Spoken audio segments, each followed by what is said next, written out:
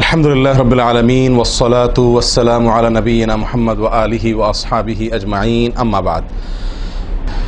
সম্মানিত ভাই বন্ধুগণ, আজকে সংক্ষেপে আমরা কিছু কথা আর্জ করার ইরাদা রাখি ওযুর বিষয়ে। ওযুতে আমাদের যে সমস্ত ভুল ত্রুটিগুলো সচরাচর হয়ে থাকে সে বিষয়ে সামান্য কিছু কথা আর্জ করার ইরাদা রাখি। ওয়া মা তাওফীক ইল্লা বিল্লাহ। আমরা সকলেই কমবেশ জানি যে ওযু বা পবিত্রতা এটা হলো সালাতের চাবি। নবী সাল্লাল্লাহু আলাইহি ওয়াসাল্লামের সূরা আবু দাউদে বর্ণিত হাদিসে আসছে, তিনি বলেছেন মিফতাহুস সালাতি আত-তাহুর, সালাতের বা নামাজের চাবি হলো কি? পবিত্রতা বা ওযু। তো চাবি যদি ঠিক থাকে, পারফেক্ট হয়, তাহলে তালা খুলবে। আর যদি চাবি পারফেক্ট না হয়, ঠিক না হয়, তাহলে সেক্ষেত্রে তালা খুলবে না। ওই চাবি দিয়ে আপনি ঘরে প্রবেশ করতে পারবেন না। মনে করুন জান্নাত হলো আমার ঘর বা গন্তব্য, ঢুকতে হলে আমাকে সালাতের তালাটুকু খুলে ঢুকতে হবে, অর্থাৎ সালাত পড়ে ঢুকতে হবে, আর তার চাবি হলো পবিত্রতা। তাহলে পবিত্রতা চাবি, তার তালা হলো সালাহ, আর সালাহ পড়ে আমি ঢুকতে চাচ্ছি জান্নাতে। তাহলে আমার শেষ গন্তব্যে, অর্থাৎ আমি যে জায়গাটা যেতে চাচ্ছি সেই জায়গায় জান্নাতে যেতে হলে আমার সালাত ঠিক হতে হবে, আর সালাত ঠিক হতে হলে তার চাবি ঠিক থাকতে হবে। তালা ঠিক থাকতে হলে, তালা খুলতে হলে চাবি ঠিক থাকতে হবে। সেটা হলো কি? সালাত, তাহারাত বা পবিত্রতা। তো পবিত্রতার সবচাইতে কমন পবিত্রতা হলো ওযু। এই ওযুর বিষয়ে আমাদের বেশ কিছু ত্রুটি, বেশ কিছু ভুল ভ্রান্তি হয়ে থাকে। ওযুর যে ভুলগুলো হয়তো আপনিও করেন, আমরাও করছি প্রতিনিয়ত, কিন্তু জানি না। তো সেগুলো নিয়ে আমরা সংক্ষেপে আলোচনা করব।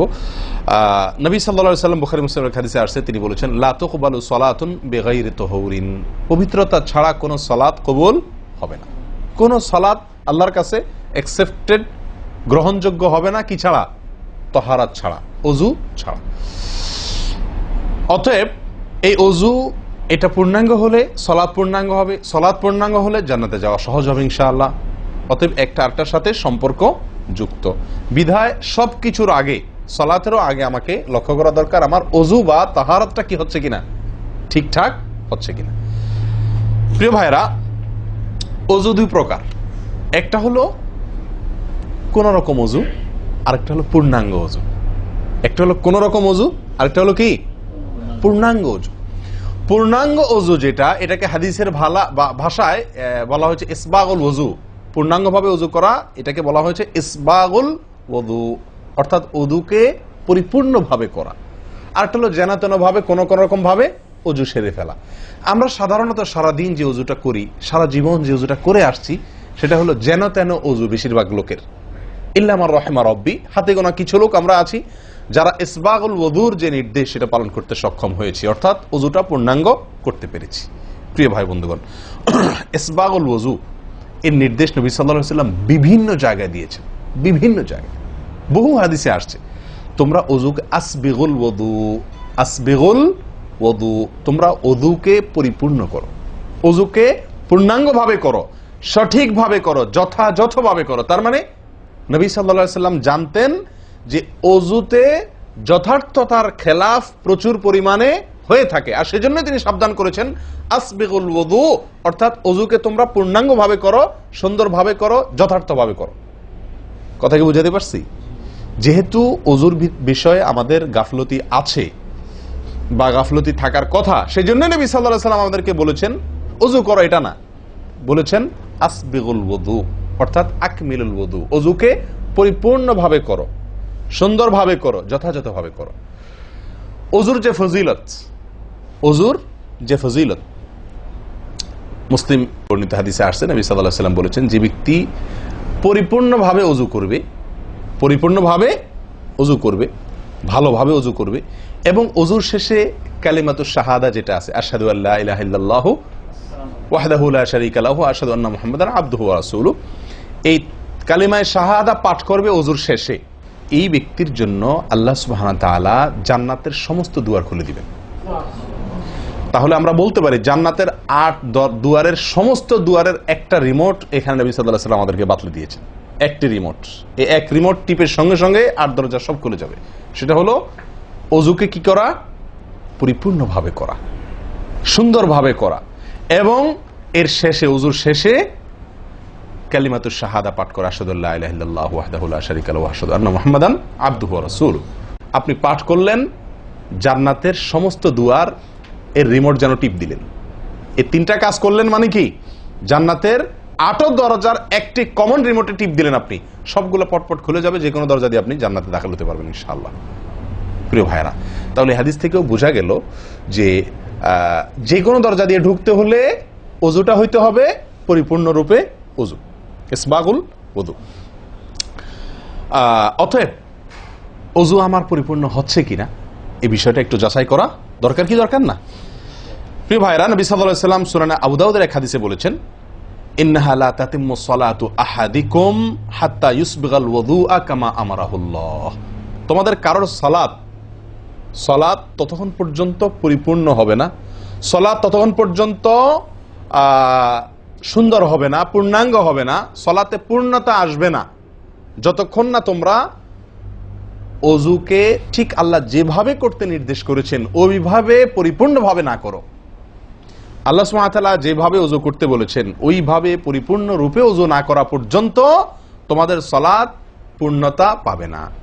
তাহলে সালাতের পূর্ণতা পাওয়ার জন্য ওযুটি হইতে হবে, ওযু না শুধু। আমরা জানি যে সালাতের জন্য ওযু করতে হয় না, ওযু করলেই শুধু সালাতের পূর্ণতা আসবে না, ওযুটা হইতে হবে আল্লাহ যেভাবে নির্দেশ করেছেন সেভাবে, যথাযথ উপায়ে এবং সঠিকভাবে। প্রিয় ভাইরা, এখন আসি আমরা ওযুতে কি ভুলগুলো আমাদের এমন হয় যেগুলোর কারণে আমাদের ওযুর পূর্ণতা নষ্ট হতে পারে। তার ভিতরে 1 নম্বরের ভুল হলো, যেটি আমাদের হয়ে থাকে ওযুর ক্ষেত্রে অনেকেরই, সেটা হলো বিসমিল্লাহ পাঠ না করা। ওযুর শুরুতে কি পাঠ করতে হয়? বিসমিল্লাহ। আপনি যখন হাত ধুয়ে তো ওযু শুরু করবেন, 2 হাতের কবজি 2 হাতে ওযু শুরু করবেন না, প্রথম কাজ, তার আগে আপনি কি করবেন? বিসমিল্লাহ। বিসমিল্লাহ বলে হাত ধুয়ে তারপর ওযু শুরু করবেন। বহু লোক আছি আমরা ওযুখানায় ওই গল্প করতেছি, আড্ডা মারতেছি, কথাবার্তা বলতেছি, এই বলতে বলতে ওযু শুরু করে দিছি, তাহলে বিসমিল্লাহ কখন পড়তেছি? বিসমিল্লাহটা অনেক সময় অমনোযোগিতার কারণে, অবহেলার কারণে, অন্যমনস্কতার কারণে বিসমিল্লাহটা অনেক সময় আমরা বলতে ভুলে যাই। অথচ এই বিসমিল্লাহ পাঠ করা ওযু শুরুতে অনেক বিশেষজ্ঞ আলেমের মতে ফরজ। অনেকে বলেন বিসমিল্লাহ পাঠ না করলে ওযুই হবে না, আপনি যদি ভুলে বাদ দেন ওযু হলো না। যদিও সংখ্যাগরিষ্ঠ ওলামাদের মতে এটা না, তাদের মতে বিসমিল্লাহ পাঠ করা এটা ওযুর সুন্নাহ। এটা হলো ওযুর কি? সুন্নাহ। এটা আপনি যদি বিসমিল্লাহ বলে যদি ওযু শুরু করেন তাহলে ওযুটার ভিতরে পূর্ণাঙ্গতা আসলো। ওযুটার ভিতরে কি আসলো? পূর্ণাঙ্গতা আসলো। ওযুটার ভিতরে ওযুটা আপনার হৃষ্টপুষ্ট হলো। এই ওযুতে ইনশাআল্লাহ আপনার সালাত পূর্ণাঙ্গ হবে, যে সালাত আপনাকে জান্নাতে নিয়ে যাবে ইনশাআল্লাহ। তাহলে ওযুর শুরুতে একটা প্রাথমিক ভুল হলো বিসমিল্লাহ ভালো করে না পাঠ করা। নবী সাল্লাল্লাহু আলাইহি ওয়াসাল্লাম বলেছেন, ইবনে মাজাহ হাদিস, লা ওযুআ লিমান লাম ইয়াযকুর ইসমাল্লাহি আলাইহি। ওই ব্যক্তির ওযু হবে না, হাদিসটি সহিহ। নবী সাল্লাল্লাহু আলাইহি ওয়াসাল্লাম বলেছেন, ওই ব্যক্তির ওযু হবে না যে ব্যক্তি ওযুর শুরুতে আল্লাহর নাম নেয় নাই, বিসমিল্লাহ বলে নাই। এখন ওযু হবে না বলা হয়েছে, এই হবে না বলতে হাদিস বিশেষজ্ঞ উলামা ইকরাম এবং ফুকাহা ইকরাম বলেন, এখানে হবে না বলতে ওযুর ওই প্রাণ হলো না, ওযু পূর্ণাঙ্গ হলো না, ওযুটা যেভাবে হওয়া দরকার ছিল সেভাবে হলো না, কোন রকম হয়ে গেল মার্শাল হাল, সালাত আদায় হয়ে গেল, দায়িত্ব খালাস হয়ে গেল, কিন্তু এটা যেভাবে আল্লাহ সুবহানাহু ওয়া তাআলা চাচ্ছেন, নবী সাল্লাল্লাহু আলাইহি ওয়াসাল্লাম চাচ্ছেন, যেভাবে ওযুর নির্দেশ আসছে সেভাবে হলো না। যদি আমি বিসমিল্লাহ পাঠ না করি, তাহলে বোঝা গেল ওযু করার সময় আপনি কারোর সাথে কথা বলছেন, খোশ গল্প করছেন, মোবাইলে আলাপ করছেন, অন্য কোনো ব্যস্ততায় আছেন, অন্য কোনো ধ্যানে আছেন, ওই অবস্থায় হাত ধুয়ে ওযু শুরু করে দিলেন, বিসমিল্লাহ পাঠ করলেন না। এটা হলো একটা ত্রুটি। এই ত্রুটি আমাদের হয় কিনা মাঝে মধ্যে? অনেকে তো আছেন নিয়মিতই করেন না, অনেকে আছেন করেন কিন্তু ওই যে অন্য মানুষকে হয়ে গেলে হাত ধুয়ে শুরু করে দিয়েছেন আর বিসমিল্লাহ আর বলেন নাই। তাহলে আপনি যে কোনো কাজের শুরুতে বিসমিল্লাহ বললেন কি না বললেন সেটা এত বেশি গুরুত্বপূর্ণ না, যত বেশি গুরুত্বপূর্ণ ওযুর শুরুতে বিসমিল্লাহ পাঠ করা, কারণ এটার জন্য পৃথক নির্দেশ এসেছে। এমনি তো একটা কমন নির্দেশ আছে, নবী সাল্লাল্লাহু আলাইহি ওয়াসাল্লাম বলেছেন, কুল্লু আমরিন জিবারিন লাম ইউবদা বিবিসমিল্লাহ ফাহুয়া আবতার ওয়া ফি রিওয়ায়াতিন ফাহুয়া আকতা। যে কোনো গুরুত্বপূর্ণ কাজ আল্লাহর নাম দিয়ে শুরু না করলে সেটা অপূর্ণাঙ্গ থাকে, কাজটা অর্ধেক থাকে, অর্ধেকা থাকে, অপূর্ণাঙ্গ থাকে, পূর্ণাঙ্গতা আসে না যে কোনো ভালো কাজ।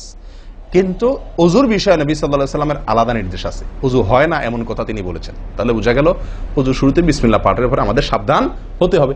এখন একটা সমস্যা হলো, আমরা আজকাল বেশিরভাগ লোক ওযু করি হলো টয়লেটের মধ্যে, আর টয়লেটের মধ্যে আল্লাহর নাম নেওয়া নিষেধ, ঠিক না ঠিক? টয়লেটের মধ্যে আল্লাহর নাম নেওয়া নিষেধ, জায়েজ নাই। তাহলে আমাদের ওযু যদি টয়লেটে আপনার বাথরুমের ভেতরে যে কি করি ওযু করি, তাহলে আমি বিসমিল্লাহ বলতে পারবো না কারণ আল্লাহর নাম নেওয়া বাথরুমে নিষেধ, টয়লেটে নিষেধ, আবার বিসমিল্লাহ না বললে আমার ওযুটাও পূর্ণাঙ্গ হচ্ছে না, তাহলে আমি করবোটা কি? বলেন সমাধানের পথ কি? কি করব? কি নিষেধাজ্ঞা অমান্য করে বিসমিল্লাহ বলবো, নাকি আপনার বিসমিল্লাহ ছেড়ে দেব? তাতে তো ওযু আবার পূর্ণাঙ্গ হবে না, দুইটাই সমস্যা না? এই জন্য উত্তম এবং সবচেয়ে ভালো হলো ওযুটা বাহির করার চেষ্টা করবেন।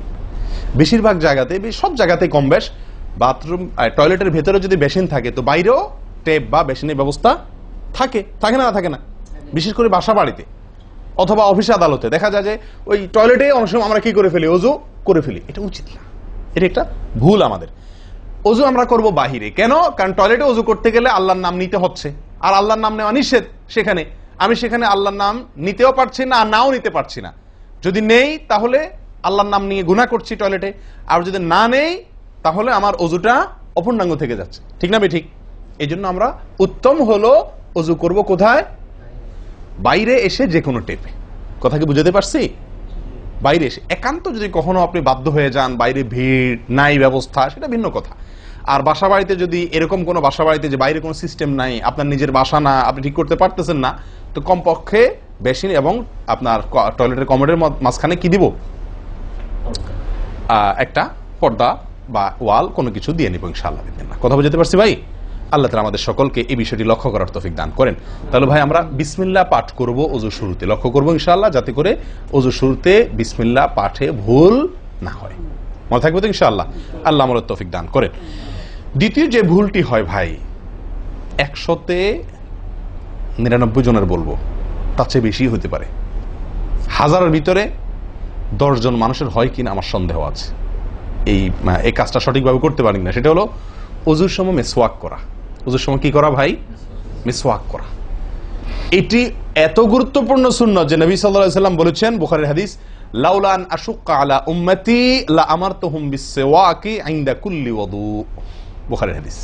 নবী সাল্লাল্লাহু আলাইহি ওয়াসাল্লাম বলেন, আমার উম্মতের জন্য যদি কঠিন না হতো, তাদের জন্য কষ্টের কারণ না হতো, তাহলে আমি তাদেরকে বাধ্যতামূলক করে দিতাম, ফরজ করে দিতাম কি?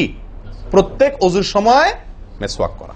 প্রত্যেক ওযুর সময় মিসওয়াক করা, এটা বাধ্যতা করে দিতাম যদি তাদের কষ্টের কারণ বাধ্যতামূলক করে দিলে তখন এটা তাদের জন্য প্রতি ওয়াক্তে মিসওয়াক করাটা তাদের জন্য বাধ্যতামূলক হয়ে গেলে এটা ছাড়া ওযু হতো না, তখন তারা বিপদে পড়ে যেত, বেশি কষ্ট হয়ে যেত। ওযুতে যদি এখন মনে করেন 10টা 15টা 20টা ফরজ নবী সাল্লাল্লাহু আলাইহি ওয়াসাল্লাম ঠিক করে দিতেন, তাহলে 20টা 15টা 20টা 25টা ফরজ আদায় করে ওযু করা একটু কষ্ট হয়ে যেত না? 5 বার দৈনিক একটু আমাদের জন্য ঝামেলা হয়ে যেত কিনা? নবী সাল্লাল্লাহু আলাইহি ওয়াসাল্লাম সেদিকে লক্ষ্য করে আমাদেরকে কি করলেন না? সহজ করে দিলেন, অর্থাৎ ফরজ করলেন না। তার মানে কি করলেন? সুন্নাহ এর অন্তর্ভুক্ত করলেন। কিন্তু তার হাদিস থেকে, তার বক্তব্য থেকে বোঝা যায় যে ওযুর সময় মিসওয়াকের গুরুত্ব তার কাছে কত বেশি ছিল। নবী সাল্লাল্লাহু আলাইহি ওয়াসাল্লামের কাছে ওযুর সময় মিসওয়াক করার গুরুত্ব কত বেশি ছিল সেটা এই হাদিস থেকে বোঝা যায় কি যায় না? তিনি চাইছেন আমাদেরকে ওযুর সময় মিসওয়াকের নির্দেশটা বাধ্যতামূলক করতে, শুধু করেন নাই কেন? আমাদের কষ্টের দিকে লক্ষ্য করি। এই হাদিস থেকে নবী সাল্লাল্লাহু আলাইহি ওয়াসাল্লাম যে চাচ্ছেন মনে প্রাণে আমরা যেন ওযুর সময় মিসওয়াক করি, এটা বোঝা যায় কি যায় না? ভাই আমরা বিশেষ করে আরবিয়ানদেরকে দেখি, স্পেশালি সৌদি আরবে আমরা যারা আছি দেখি যে সৌদিদের প্রত্যেকের পকেটে কি থাকে? মিসওয়াক থাকে, এবং তারা সারাক্ষণ মিসওয়াক করে।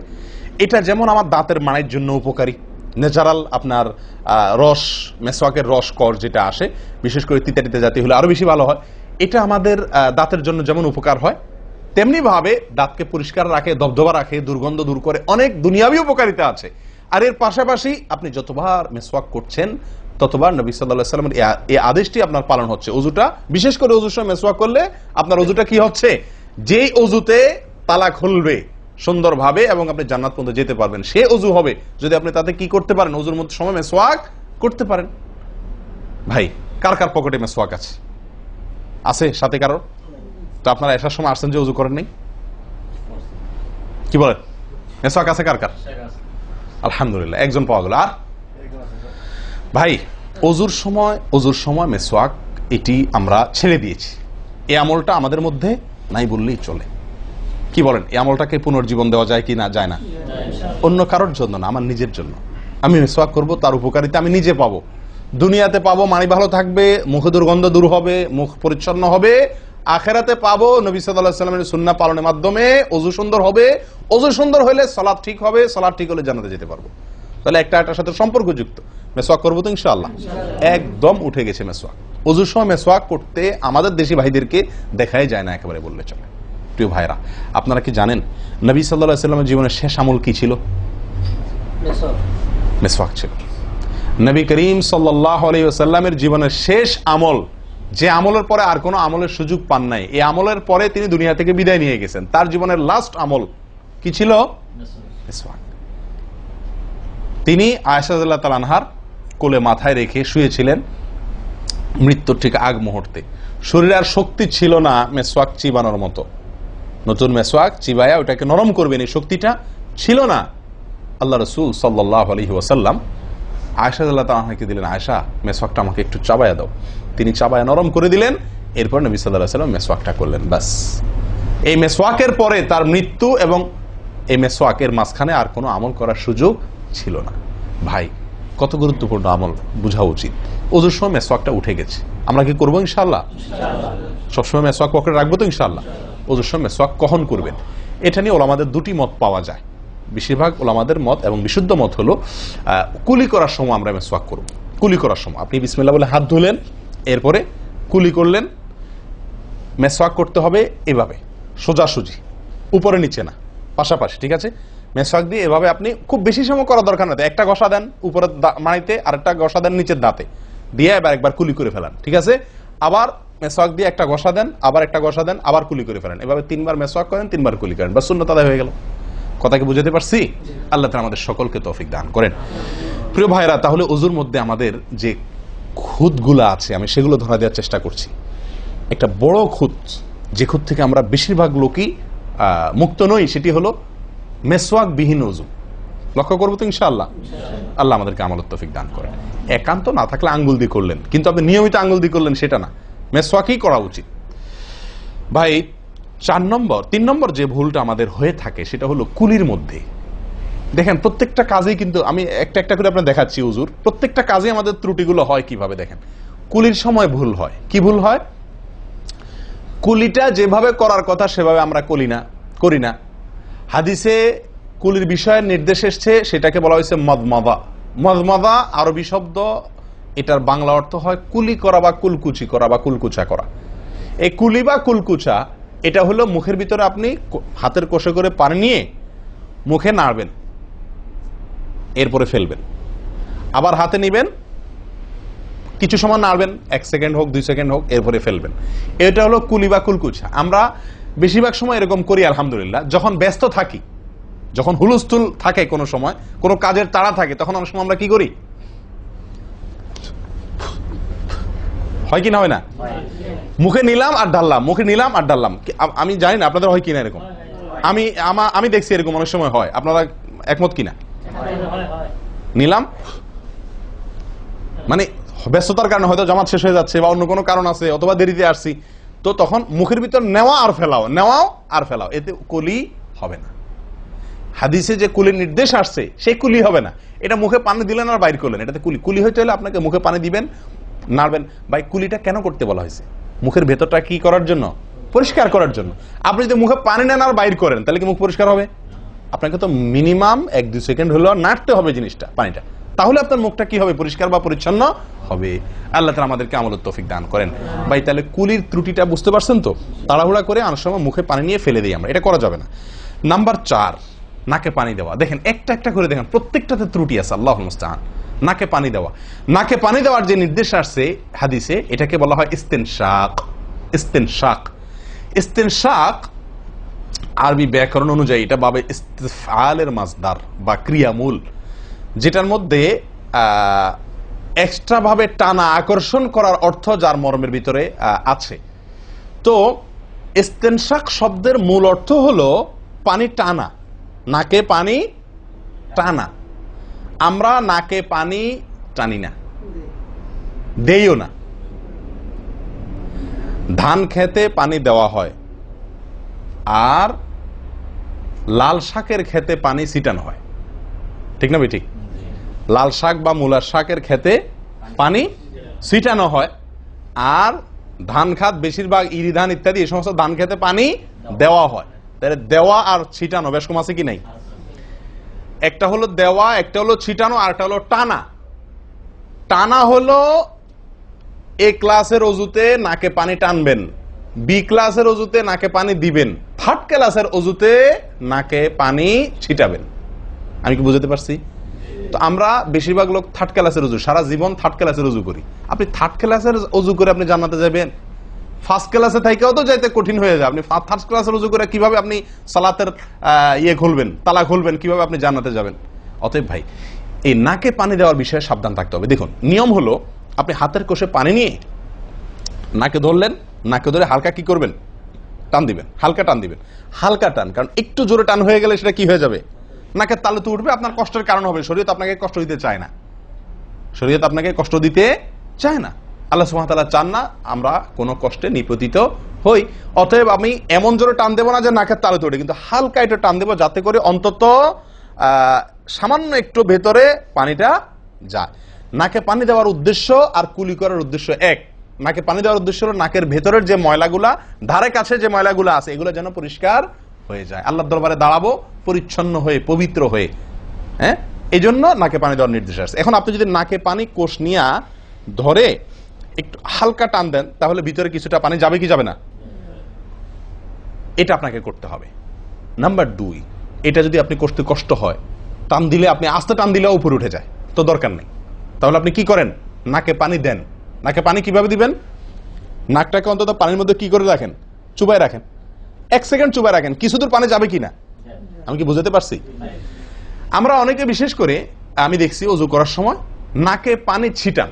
কিভাবে পানি ছিটান? ওই যে কষে করে পানি নিয়ে, লক্ষ্য করছেন আপনারা? এভাবে নিয়ে এরকম মারে পানিটা, এরকম মারলে সেটা কি হলো? ছিটানো হলো। হাদিসে যে ইস্তেনশাকের কথা বলা হয়েছে সেটা হলো না। আপনি সারা জীবন ওযু করলেন, অথচ আপনার কখনো নাকে পানি দেওয়ার সুন্নাহটি আদায় হলো না। সারা জীবন, আজীবন আপনার ওযুটি হয়ে গেল সুন্নাহ ছাড়া। আমি কি বুঝতে পারছি? অতি প্রিয় ভাই বন্ধুগণ, এই বিষয়টা খুব লক্ষ্য রাখতে হবে যে নাকে পানি দেওয়ার ক্ষেত্রে আমাদের ত্রুটি হয়, পানিটা ভেতরে যায় না। অনেক সময় আমরা ছিটা দেই, বা অনেক সময় দিলেও কোন রকম দিয়েই ছেড়ে দিই। দিয়ে ছেড়ে দিলে তো হবে না, আপনার ভেতরে অন্তত যতদূর সম্ভব ততদূর পানিটা, এই নরম অংশটা তত নিতে হবে, আপনি উপরে উঠানোর দরকার নেই। আমি কি বুঝতে পারছি? এটা একটা ত্রুটি হয় ওযুর ক্ষেত্রে। দেখুন, ওযুটা পূর্ণাঙ্গভাবে কি হচ্ছে না, কত ভাবে দেখেন। প্রিয় ভাইরা, এটা গেল একটা ভুল ইস্তেনশাকের বিষয়। এই বিষয়ে নবী সাল্লাল্লাহু আলাইহি ওয়াসাল্লাম একটা আলাদা নির্দেশ আছে দেখেন, যাতে আমরা নাকে পানি দেওয়াটা ভালোভাবে করি। উনি হয়তো জানতেন বা দেখছেন যে মানুষ নাকে পানি দেওয়াতে গাফলতি করে, ত্রুটি করে, ওই যে ছিটাছিটির কাজ করে। তিনি বলেছেন, সহিহ বুখারীর হাদিস, না আফওয়ান আবু দাউদের হাদিস, নবী সাল্লাল্লাহু আলাইহি ওয়াসাল্লাম বলেছেন, আসবিগিল ওযুআ, ওই একই কথা, তোমরা ওযুকে পরিপূর্ণভাবে করো। ওয়াখাল্লিল আসাবি' ওয়া বালিগ ফিল ইস্তিনশাক ইল্লা আন তাকুনা সাইমান। নাকে পানি দেওয়ার সময় খুব ভালোভাবে নাকে পানি দিবা তোমরা। যদি তুমি রোজাদার হও তাহলে ভিন্ন কথা, তাহলে খুব বেশি ভালো করে নাকে পানি দিতে যেও না, কারণ তখন পানি উপরের দিকে উঠে গলা হয়ে তোমার পেটে যেতে পারে, রোজা ভঙ্গ হতে পারে। আমি কি বুঝতে পারছি? তাহলে আপনি নাকে পানি দিবেন, কিন্তু আপনি কি করবেন না, রোজাদার হলে তখন শুধুমাত্র ভালোভাবে নাকে পানি দিতে পারবেন না। আর এছাড়া অন্য সময় কি করবেন? নাকে পানি দেওয়ার ক্ষেত্রে ভালোভাবে দিতে বলা হয়েছে। ভালোভাবে দেওয়ার মানে কি? ছিটাইলে হবে? কোন রকম দিলে হবে? টান দিবেন, না পারলে অন্তত যতটুকু সম্ভব নাক চুবায়া আপনি ভেতরে পানিটা কিছু দূর হলেও নেওয়ার চেষ্টা করবেন। লক্ষ্য রাখবেন তো ইনশাআল্লাহ। আল্লাহ আমাদেরকে সকলকে আমলের তৌফিক দান করেন। প্রিয় ভাইরা, তাহলে নবী সাল্লাল্লাহু আলাইহি ওয়াসাল্লামের নির্দেশ আছে আলাদা, যে তোমরা নাকে পানি দেওয়ার ব্যাপারে কি করবে? ভালোভাবে নাকে পানি দিবে। আল্লাহ আমাদেরকে আমলের তৌফিক দান করেন। আরেকটি ভুল ভাই, নাকে পানি দেওয়া একটা আমল, নাক ঝাড়া আরেকটা আমল। নাকে পানি দেওয়া এটা একটা নির্দেশ, আর নাক ঝাড়া আরেকটা নির্দেশ। আমি কি বুঝতে পারছি? কুলি করা একটা আমল, হাত ধোয়া একটা আমল, হাতের কবজি পর্যন্ত 2 হাতের বিসমিল্লাহ বলা, তারপর তো এটা আছেই। এরপরে মেসওয়াক করা একটা আমল, কুলি করা আরেকটা সুন্নাহ, কুলির পরে নাকে পানি দেওয়া বা নাক দিয়া পানি টানা আরেকটা আমল, এরপরে নাক ঝাড়া আরেকটা আমল। আমি কি বুঝতে পারছি? নাক ঝাড়া এটাকে বলা হয় হাদিসের ভাষা ইস্তিনসার। ইস্তিনসার, ঝাড়া। এই নাক ঝাড়ার ক্ষেত্রে বিরাট ভুল হয় ভাই। ভুল, সবচেয়ে বড় ভুল তো এটা যে নাক ঝাড়াটা অনেকে ঝাড়েই না, ওই যে ছিটায় দেয় বস শেষ। নাক যে আলাদা ঝাড়তে হয় এটা অনেকে জানেনই না, করেনই না এটা। আবার অনেকে করেন তো মাঝে মধ্যে করেন, কিন্তু নাক ঝাড়াটা করা উচিত। যতবার নাক দিয়ে টান দিলেন না, এরপরে হালকা আঙ্গুল দিয়ে চাপ দিয়ে আপনি ওইটাকে প্রেসার দিয়ে নাকটা পরিষ্কার করবেন। কথা কি বুঝাতে পারছি? আবার নাকে পানি দিলেন, আবার পরিষ্কার করলেন, আবার নাকে পানি দিলেন, আবার পরিষ্কার করবেন। ভাই এটা হলো নাক ঝাড়া। এই বিষয়ে নবী সাল্লাল্লাহু আলাইহি ওয়াসাল্লামের নির্দেশ আছে। দেখুন সহিহ বুখারীতে আসছে, তিনি বলেন ইযাস্তাইকাযা আহাদুকুম মিন মানামিহি, যদি কেউ ঘুম থেকে উঠে, যদি কেউ ঘুম থেকে উঠে ফাতাওয়াদ্দা, এরপর সে ওযু করতে যায়, ফালইয়াস্তানসির সালাসান, তাহলে সেই জন্য 3 বার নাক ঝাড়ে, নাক পরিষ্কার করে। কেন? ফাইন্নাশ শাইতানা ইয়াবিতু আলা খাইশুমিহি, কারণ নাকের যে বাঁশি উপরের ছিদ্র, এই জায়গাটায় শয়তান রাত্রি যাপন করে। শয়তানের বেডরুম আপনার নাকের বাঁশি, বুঝতে পারছেন? শয়তানের বেডরুম হলো আমাদের নাকের বাঁশি। নবী সাল্লাল্লাহু আলাইহি ওয়াসাল্লাম বলছেন এই জায়গাটা সে অবস্থান নেয় এবং এই জায়গায় গিয়া মোটামুটি আমাদেরকে ব্রেন ওয়াশ করে, যে শুয়ে থাক, আরাম কর, যত ওয়াসওয়াসা দেওয়া দরকার, তার যে ডিউটি সেটা সে পালন করে, কুকামের যত বুদ্ধি দেওয়া দরকার, কিন্তু তার এই ঘাঁটি হলো আমাদের নাকের বাঁশি। ওযুর সময় যদি আমরা এটাকে সুন্নাহ পালন করতে গিয়ে এটাকে ঝাড়ি, তাহলে শয়তান দূর হয়ে যায়। কথা বুঝতে পারছি ভাই? এই বিষয়ে আরো কয়েকটি হাদিস আছে, যে হাদিসগুলো দ্বারা বোঝা যায় যে শয়তানের অবস্থান এই জায়গাটাতে থাকে মানুষের দেহে। তো আপনি যদি শরীরটাকে ফুরফুরে করতে চান, শয়তান ওয়াসওয়াসা থেকে ফ্রেশ হয়ে যেতে চান, তাহলে আপনার নাক ঝাড়ার আমলটার ব্যাপারে গুরুত্ব দিতে হবে। কথা বুঝতে পারছি ভাই? তাহলে উলামা ইকরাম বলেন এই হাদিসে তো ঘুম থেকে উঠে ওযু করার ক্ষেত্রে বলা হয়েছে, তো এর মানে শুধু ঘুমের জন্যই এটা খাস নয়, ঘুম থেকে উঠে আপনি ওযু করলে সে ওযুতে এটা বেশি গুরুত্বপূর্ণ, কিন্তু অন্য সকল ওযুতেই বিষয়টি আমলযোগ্য বা সুন্নাহ। অতএব আমরা নাকে পানি দেব একটা আমল, আবার না কি করব, ঝাড়বো আরেকটা আমল। ভাই এরপরে আসি আরেকটি গুরুত্বপূর্ণ আমল যেটি হয় না, বা আরেকটি ত্রুটি ওযুতে, সেটি হলো আঙ্গুল খেলাল না করা। ওযুতে কি না করা? আঙ্গুল খেলাল না করা। আঙ্গুল খেলাল হলো হাত এবং পায়ের আঙ্গুলের যে চিপাগুলো আছে, এই চিপাগুলোতে পানি পৌঁছানোর জন্য, পানি পৌঁছানোটা নিশ্চিত করার জন্য কি করতে হবে? এক হাতের আঙ্গুলকে অন্য হাতের আঙ্গুলের চিপায় ঢুকায়া এভাবে কি করতে হবে? একটু হালকা নাড়তে হবে, যাতে করে জায়গাটাতে চিপাটাতে পানি গেছে এটা কারণ এই চিপাগুলোতে পানি নাও যেতে পারে শুকিয়ে থাকার কারণে। তা আপনি যদি একটু নাড়া দেন পানির ভিজা আঙ্গুল দিয়া, তাহলে ইনশাআল্লাহ ওখানে পানি পৌঁছানোটা মোটামুটি নিশ্চিত হয়ে যাবে। ঠিক না ঠিক? তাহলে এই জিনিসটা অনেক সময় আমরা করি না, অথচ নবী সাল্লাল্লাহু আলাইহি ওয়াসাল্লামের নির্দেশ আছে আলাদা। তিনি বলেছেন, আবু দাউদের হাদিস, আসবিগিল ওযুআ ওয়া খাল্লিল বাইনাল আসাবি', ওযুকে পরিপূর্ণভাবে করো। আর ওযুকে পরিপূর্ণভাবে করার একটি অন্যতম কাজ হলো আপনার আঙ্গুলের মাঝে কি করা? খেলাল করা। তিনি বলেছেন তোমরা আঙ্গুলের মাঝে খেলাল করবে, এক আঙ্গুলকে অন্য আঙ্গুলের মাঝে প্রবেশ করে পরিষ্কার করবে। এটা হলো হাতের আঙ্গুল। পায়ের আঙ্গুল কিভাবে করবেন? পায়ের আঙ্গুল তো আর এক আঙ্গুল অন্য পায়ের আঙ্গুল ঢুকাতে পারবেন না, সেটা করবেন হলো অন্য হাদিসে আসছে, এই যে কোন আঙ্গুল আছে না, কোন আঙ্গুল দিয়া সব চিপাগুলোতে কি করবেন? ঘষা দিবেন। কোন আঙ্গুল দিয়া আপনার সব পায়ের আঙ্গুল চিপাগুলোতে ঘষা দিবেন। ভাই আমরা কজনে করি এই খেলার আমলটা বলেন তো? পায়ের আঙ্গুল কোন আঙ্গুল দিয়া পায়ের আঙ্গুলের চিপা খেলাল করা, হাতের আঙ্গুল খেলাল করা, কজনে করি আমরা বলেন? তাহলে এই ভুলগুলো আমাদের অহরহ হচ্ছে না ভাই? আমরা কি জান্নাতে যেতে চাই না? আমাদের সালাতটা সুন্দর হোক আমরা চাই না ভাই? আমাদের এই সালাত খুব পাওয়ারফুল হোক, শক্তিশালী সালাত হোক, এই সালাতের মাধ্যমে আমি অন্যায় থেকে বেঁচে থাকবো, এই সালাতের মাধ্যমে আমি জান্নাতে যাব, এই সালাত আমাকে খাঁটি মুসলিম বানাবে, এই সালাত আমাকে আল্লাহর কাছে প্রিয় বানাবে, এই সালাত কি আমাদের নূর হবে, আমরা চাই না ভাই? এগুলো যদি চাই তাহলে আমাকে ওযু সুন্দর করতে হবে, আর ওযু সুন্দর করতে গিয়ে এই ভুলগুলোর ব্যাপারে সাবধান হতে হবে। তাহলে আঙ্গুল খেলাল করা, পায়ের আঙ্গুল, হাতের আঙ্গুল আমরা করি না বললেই চলে ভাই। তো আজকে থেকে ইনশাআল্লাহ করবো তো, নাকি যা শুনছেন এটা এখানে রেখে চলে যাবে? ভাই যদি পরিবর্তন না করেন, পরিবর্তন যদি আমরা না করি নিজেদেরকে, ওয়াল্লাহি সারা জীবন ওয়াজ শুনবো, কি লাভ বলেন? সময়টা নষ্ট। আপনি যদি এই কথাগুলোর উপরে আমলের চেষ্টা না করেন, নিজের জীবনে ফিট না করেন, এই ভুলগুলাকে ওযু করার সময় মাথায় রেখে এই ভুলগুলাকে আপনি দূর না করেন, তাহলে সেক্ষেত্রে এই শোনার কোনো লাভ হলো না। করবো তো ইনশাআল্লাহ। আল্লাহ সুবহানাহু ওয়া তাআলা আমাদের সকলকে সচেতন মুমিন হওয়ার তৌফিক দান করেন। সচেতন মুমিনের পরিচয় হলো মুমিন তার প্রত্যেকটা ভুলকে শিখবে, সংশোধন করবে, শিখবে, সংশোধন করবে। এভাবে করতে করতে করতে সে মুমিন হিসাবে কোয়ালিটিফুল আফার ক্লাসের মুমিন হতে পারবে, আল্লাহর কাছে প্রিয় পাত্র হতে পারবে। চেষ্টা করবো তো ইনশাআল্লাহ। আল্লাহ আমাদের সকলকে তৌফিক দান করেন। প্রিয় ভাইয়ারা, ওযুর ক্ষেত্রে আরেকটি ভুল এই যতগুলো ভুল বললাম এর ভিতরে বড় দুটি ভুল বলে ওজুর ভুলকে আমরা শেষের দিকে চলে আসছি। একটি বড় ভুল হলো শুকনা থেকে যাওয়া। কোনো জায়গা যদি আপনার অবহেলার কারণে শুকনা থেকে যায়, ওজুর অঙ্গগুলো যেগুলো ধুইতে হবে, তার কোনো অঙ্গ যদি শুকনা থেকে যায়, ওজু হবে? ওজু হবে না।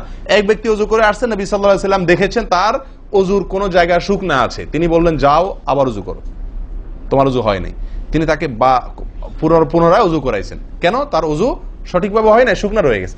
অনেক সময় দেখা যায় আমাদের অনেক ভাই ওজু করেন, ওজু করলে বেশ কিছু জায়গা, বিশেষ করে যে কনুই জায়গাটা, এই জায়গাটা দেখা যায় শুকনা থাকে। এই যে কানের লতির এই যে জায়গাটা, এখানে দেখা যায় একটু কি থাকে, শুকনা থাকে। কপালের দিকে দেখা যায় শুকনা থাকে। এই জায়গাগুলো অনেক সময় দেখা যায়, বহু লোককে দেখা যায় ওজু করে আসছে, এখানে শুকনা, এখানে শুকনা, পায়ের গোড়ালি গিরা এই জায়গাগুলোতে শুকনা। কারণ হলো ওই যে অবহেলা করে ওজু করছে, কোন রকম ওজু করছে, ওজুটা যেভাবে করা দরকার সেভাবে করে নাই। ভাই এই জিনিসটা আপনার লক্ষ্য করা দরকার কি দরকার না? ওজুই হবে না। এই যে ভুলগুলো বললাম এগুলা হলে আপনার ওজু হয়ে যাবে, কাগজে কলমে ওজু হয়ে যাবে। কিন্তু এখনকার যে ভুলটা বললাম, যদি শুকনা না থাইকা যা আল্লাহ মাফ করেন, তাহলে কাগজে কলমে ওজু হবে না, কাগজে কলমেও কি হবে না, ওজু হবে না। এত জঘন্য, সাবধান থাকার দরকার কি দরকার না? আল্লাহ তাআলা আমাদেরকে সাবধান হওয়ার তৌফিক দান করেন। ভাই আরেকটি বড় ভুল, এটাও বিশাল বড় ভুল, সেটা হলো পানি অপচয় করা। পানি অপচয় করা, আল্লাহ মাফ করেন, এটা থেকে মুক্ত আমরা কেউই না বোধ হয় এই যুগে। পানি অপচয় ওজুর সময়। ভাই আমাদের ওজুতে কত পানি লাগে? আপনি যদি, আমরা তো বেশিরভাগ লোক এখন ট্যাপে ওজু করি না, আপনি যে ট্যাপটা ব্যবহার করেন ওই ট্যাপের নিচে যদি একটা কি রাখেন, বালতি রেখে দেন, আপনি ওজু করার শেষে লক্ষ্য করে দেখেন একটা খালি বালতি যদি রাখেন, কি পরিমাণ পানি পড়বে আনুমানিক? প্রায় এক বালতির মতো হয়ে যাবে না? সুবহানাল্লাহ, 50-100 জন লোকের ওজুর পানি এটা। নবী সাল্লাল্লাহু আলাইহি সাল্লামের ওজুর পানির পরিমাণটুকু হাদিসে আসছে ভাই। এক গ্লাস পরিমাণ পানি দিয়ে তার কি হয়ে যেত? ওজু হয়ে যেত। এক গ্লাস পানির প্রয়োজন হতো না নবী সাল্লাল্লাহু আলাইহি সাল্লামের ওজুতে, গোটা ওজুতে। আর সেখানে এক গ্লাস তো আমাদের শুধু কিসেই লাগে? হাত ধুতেও এক গ্লাস হয় কিনা সন্দেহ, এক হাতেও হয় কিনা এক গ্লাস ধুতে সন্দেহ। ভাই হাসির বিষয় না, এটা খুব জঘন্য অপরাধ, জঘন্য অপরাধ। আল্লাহ সুবহানাহু ওয়া তাআলা কোরআনে কারীমের ভিতরে কি বলেছেন? ইন্নাল মুবাযযিরিনা কানু ইখওয়ানাশ শায়াতিন, শয়তানের ভাই। হারাম পানি অপচয় করা, পানি অপচয় করা। সাহাবায়ে কেরাম জিজ্ঞেস করছেন, ইয়া রাসূলুল্লাহ, আমরা তো কেউ বলবো ভাই এই যে নির্দেশ নিষেধ এগুলো তো সাহাবীদের যুগে পানির টানাটানি ছিল, মরুভূমি এলাকার লোক ছিল, তখনকার বোধহয় সমস্যা। ভাই এখন তো আমাদের যুগে আলহামদুলিল্লাহ কি আছে? প্রচুর পরিমাণে পানি আছে, পানির তো অভাব নেই আল্লাহর ফজলে। আমরা কেউ হয়তো মনে করি যে অনেক পানি আছে, এখন বোধহয় আর এই এত টানাটানি করে ওযু করার প্রয়োজন নাই। আমি বলবো না ভাই, এটা ভুল। সাহাবায়ে কেরাম জিজ্ঞেস করছেন নবী সাল্লাল্লাহু আলাইহি ওয়াসাল্লামকে, ইয়া রাসূলুল্লাহ, যদি আমরা সমুদ্রে থাকি, নৌকায় যাচ্ছি, জাহাজে যাচ্ছি, সমুদ্রে পানির কোনো অভাব নাই, সেখানে পানি ব্যবহারের ক্ষেত্রেও কি আমাকে হিসাব করে করতে হবে? অতিরিক্ত করলে হিসাব দিতে হবে? নবী সাল্লাল্লাহু আলাইহি ওয়াসাল্লাম হাবাচক উত্তর দিয়েছেন। ও ভাই, তাহলে বোঝা গেল যে পানি ট্যাঙ্কিতে আছে, আপনার লাইনে পানি আছে, এই জন্য আমি পানি অপচয় করার অনুমতি আমাকে শরীয়ত দেয় নাই। অতিরিক্ত পানি ব্যবহার করলে আমাকে হিসাব দিতে হবে। সবচেয়ে উত্তম, সবচেয়ে ভালো হয় ভাই, আপনি যদি সম্ভব হয় বদনা বা কোনো জগ ইত্যাদিতে, মগ ইত্যাদিতে আপনি ওযু করেন, সবচেয়ে ভালো। টেপের মধ্যেই বেসিনে একটা মগ রেখে দিলেন, ওইটা দিয়া ঢেলে ঢেলে আপনি ওযু করেন, তাহলে পানি অপচয় হওয়ার সম্ভাবনা সবচাইতে কম।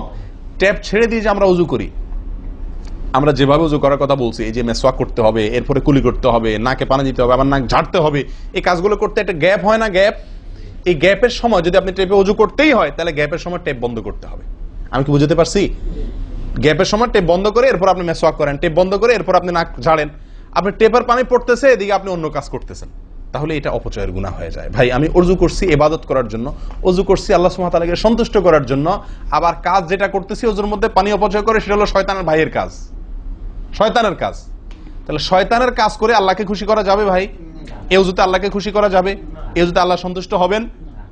ওযু করলে নবী সাল্লাল্লাহু আলাইহি ওয়াসাল্লাম বলেছেন, দিনে 5 বার ওযু করলে, একটা মানুষ 5 বার গোসল করলে যেরকম তার শরীরে ময়লা থাকে না, একটা মানুষ দিনে 5 বার 5 ওয়াক্ত সালাতের জন্য ওযু করলে ওই লোকের অন্তরে বা ওই লোকের ভেতরে গুনাহ থাকে না, আল্লাহ তাকে গুনাহ থেকে পরিচ্ছন্ন করে দেন, পবিত্র করে দেন, ধুয়ে পরিষ্কার করে দেন 5 বার ওযু করার মাধ্যমে।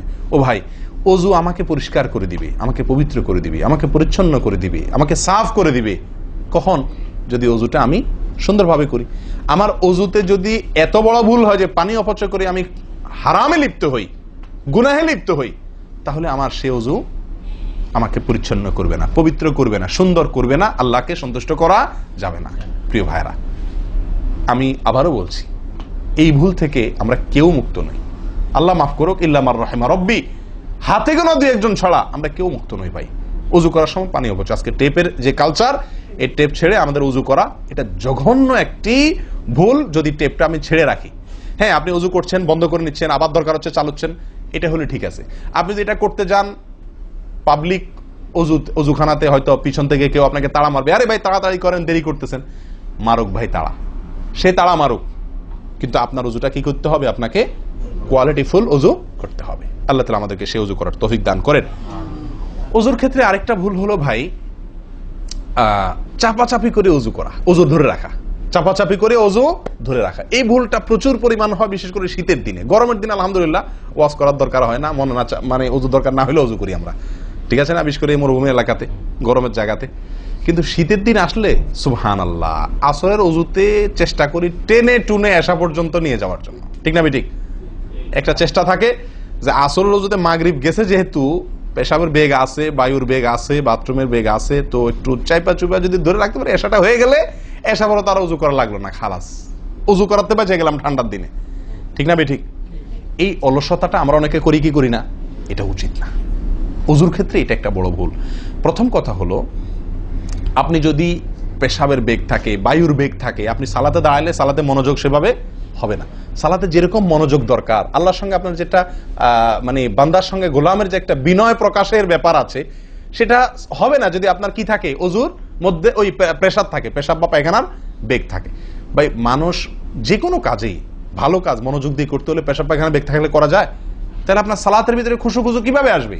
আপনার সালাত, যে সালাত আপনাকে সফলতা এনে দিবে, যে সালাত আপনাকে জান্নাত পর্যন্ত নিয়ে যাবে, সেই সালাতের জন্য তো খুশু খুশু দরকার, আপনার মনোযোগ দরকার, আপনার স্থিরতা দরকার। স্থিরতা তো আসবে না যদি আপনার মন থাকে টয়লেটে। আপনি আছেন মসজিদে, দেহ আছে মসজিদে, মনটা আছে টয়লেটে, তাহলে তো এই সালাত পূর্ণাঙ্গ হবে না। এই জন্য ভাই চাপা চাপি করে অজু ধরে রাখা, এটা অজুর ক্ষেত্রে আরেকটা বড় ভুল, এটা করা যাবে না।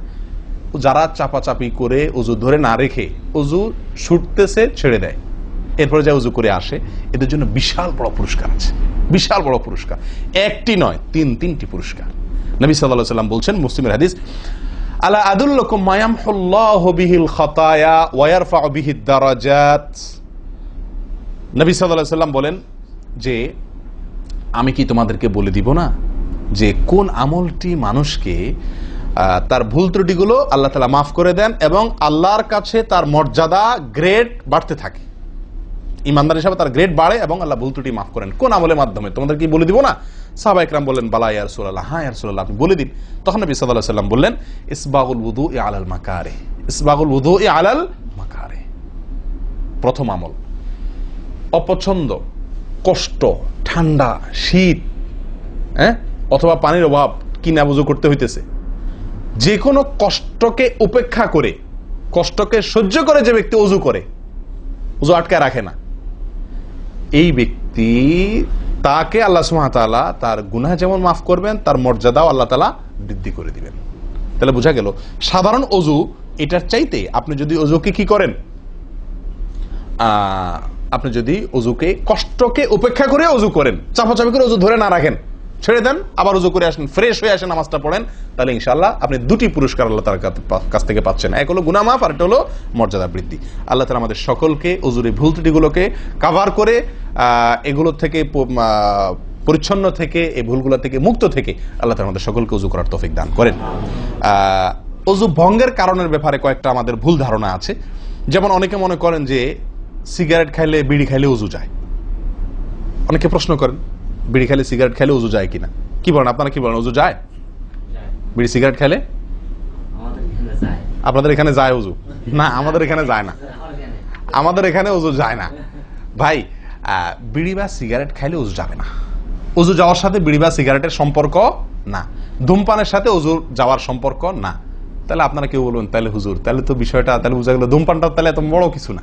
আপনি যেরকম সোজা করে দিলেন যে ধূমপান করলে কি যাবে না, ওযু যাবে না। আমরা তো জানতাম এটা মারাত্মক কোনো বড় অপরাধ, এটা করলে ওযু যাবে, আপনি বলতেছেন ওযু যাবে না, তাহলে তো বোধহয় এটা ছোট অপরাধ। না ভাই, ওযু যাবে না তো আমল যাবে, ঈমান যাবে।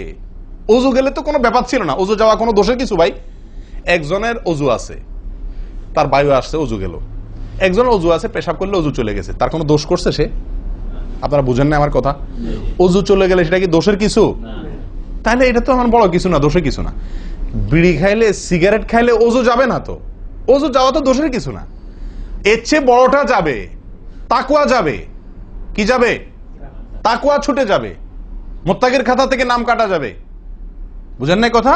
নেক আমলদারের খাতা থেকে নাম কেটে যাবে, গুনাহগার হবে, গুনাহে লিপ্ত হলো সে। ওযু ভাঙলে তো দোষের কিছু হতো না, ভুল তেমন কোনো ক্ষতির কিছু হতো না, কিন্তু তার চাইতে বড় ক্ষতি হবে। কিন্তু ওযু ভাঙবে না বলে তাহলে কি সিগারেট খায় ডাইরেক্ট মসজিদে চলে আসবো? না, সেটা জায়েজ নাই। সিগারেট যদি খান, এই বদ অভ্যাস যদি থাকে, হারামে লিপ্ত হওয়ার অভ্যাস থাকে, আল্লাহ হেফাজত করুক, সবাইকে ফিরে আসার তৌফিক দান করুক। কমের পক্ষে মুখকে ভালো করে ফ্রেশ করে পরিষ্কার করে ব্রাশ করে মেসওয়াক করে দুর্গন্ধ দূর করে তারপর মসজিদে আসবেন। কথা বুঝে আসছে? যাতে অন্য মানুষ কষ্ট না পায়। অনেকে মনে করেন হাঁটুর উপরে কাপড় উঠলে ওযু ভেঙে যায়, ঠিক না? ঠিক। আপনারা কি বলেন? আপনাদের দেশে ওযু ভাঙেনি? আপনাদের এখানে ভাঙে? আচ্ছা, ভাঙতে পারে। কোন কোন এলাকাতে হাঁটুর উপরে ওযু কাপড় উঠলে কি করে? ওযু ভাঙে। এটা অনেকে বলেন যে ভাই সতর যদি খুলে যায়, হাঁটুর উপরে কথা না, সতর খুলে গেল, কেউ ওযু করার পরে উলঙ্গ হয়ে গেল কাপড় পাল্টাতে গিয়া বা কোনো কারণ, এক কথায় ওযুর পরে যদি সতর খুলে যায় ওযু ভাঙবে না। কিন্তু আমাদের অনেক দেশে অনেক এলাকাতে ওযু ভাঙে না ভাই। এই যেখানে ভাঙে সেখানে আসলে ভাঙা উচিত না। ওযু আপনার সতর খুললে কি হয় না? ওযু ভঙ্গ হয় না। এর সাথে ওযু ভঙ্গ হওয়ার সম্পর্ক নেই। ওই যে বলছি, ধূমপানের মতো। সতর যদি অন্য মানুষের সামনে খোলেন আপনি, তাহলে ওযু ভাঙলে তো দোষের কিছু হতো না। এখানে তাকওয়া ভাঙবে, ওযু ভাঙবে না। আমি কি বুঝাতে পারছি? এর চেয়ে বড় অপরাধ হবে, কবিরা গুনাহ লিপ্ত হলেন আপনি, ফরজ তরক হয়ে গেল, আপনি বড় গুনাহ করলেন। ওযু ভাঙলে তো এমন দোষে কিছু হতো না, কিন্তু ওযু ভাঙবে না। অনেকে মনে করে টিভি দেখলে, সিনেমা দেখলে, নাটক দেখলে, গান ফান দেখলে ওযু ভাঙে না। এটার সাথেও কি নাই? ওযু ভাঙার সম্পর্ক নাই। ওযু ভাঙার সম্পর্ক নির্দিষ্ট কিছু কাজে, পেশাব করলেন, পায়খানা করলেন, বায়ু ছাড়লেন, ঘুমাইলেন, ওযু ভাঙে এগুলাতে। কিন্তু আপনি সিনেমা দেখলেন, খারাপ কিছু দেখলেন, এই দেখলেই আপনার কি হবে না? ওযু ভাঙবে না। হ্যাঁ, একটা কথা ঠিক যে আপনি এই যে কাজগুলোর কথা বললাম, আপনি সিগারেট খাইলেন, আপনি আল্লাহ মাফ করেন কোন হারামে লিপ্ত হলেন, আপনি সতর খুললেন মানুষের সামনে, আপনি সিনেমা দেখলেন, টিভিতে খারাপ হারাম কিছু দেখলেন, তাহলে কি করতে হবে? ওযু করা উত্তম। ওযু করা, এগুলা করার পরে বিনা ওযুতে নামাজ না পড়ে ওযু করে নামাজ পড়া উত্তম। কেন? কারণ ওযু করলে আল্লাহ সুবহানাহু ওয়া তাআলা কি করেন? গুনাহ খাতা মাফ করে দেন। তাহলে আপনি যে অপরাধ করলেন সেটা মাফ করে নামাজে আসলেন ফ্রেশ হইয়া, ওটা ভালো। কিন্তু ওযু ভেঙে যাবে এরকম না। মহিলারা বাচ্চাদেরকে দুধ দিলে অনেকে মনে করেন কি হয়? ওযু ভাঙে। আসলে কি না, বাচ্চাদেরকে দুধ খাওয়ালে কি হবে না? ওযু ভাঙবে না। কথা বুঝাতে পারছি? এরকম কিছু ভুল ধারণাও আছে। যাই হোক, ওযুতে যে ভুলগুলো হয়ে থাকে আমি আবার বলে দিচ্ছি এক নজরে। এক, আপনার বিসমিল্লাহ না বলা, শুরুতে বিসমিল্লাহ ভুলে যাওয়া বা না বলা, এটা ভুল। আরেকটা হলো মেসওয়াক না করা, কুলি করার সময় মেসওয়াক না করা, এটা কমন ভুল হয়ে গেছে।